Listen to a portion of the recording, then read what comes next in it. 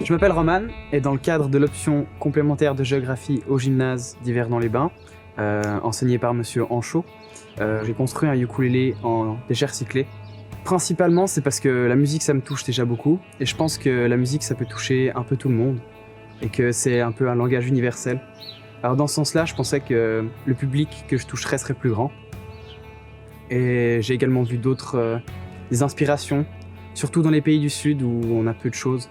Des gens qui font des instruments de toutes sortes, même des instruments qui n'existaient pas avant. Et voilà, je pense que ça vient de là. Pour les matériaux, pour tout ce qui est bois, je suis allé chez mon parrain, qui est ébéniste. Et donc, je suis allé dans la cage aux déchets de bois. Je me suis servi comme je voulais. Après, pour ce qui est de la boîte principale pour faire la caisse de résonance, j'ai utilisé une boîte à biscuits. Donc, voilà, que j'ai trouvé dans ma cave. La plupart des choses sont trouvées dans ma cave, dans des déchets ou des choses qu'on n'utilisait plus. Par exemple, les frettes, donc les parties en métal qui délimitent la touche, sont faites à partir de rayons de vélo, un vélo dont j'avais plus l'utilité. J'ai vu beaucoup de projets, comme par exemple des gens qui faisaient des guitares électriques avec des skateboards usés.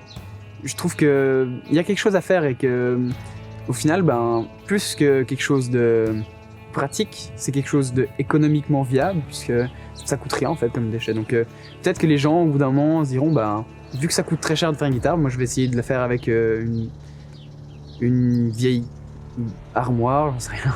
Je sais que Brian May, donc le guitariste de Queen, a fait sa guitare avec une vieille cheminée et des bouts de table et des bouts de chaises.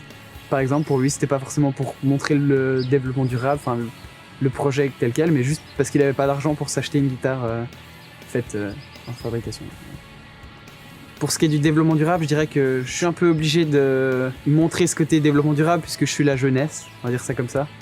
Et que dans ce sens-là, j'ai un peu un devoir envers notre planète et envers notre société de montrer l'exemple, simplement. Et je pense que le recyclage, c'est pas la clé à nos problèmes, mais que ça va dans le bon sens.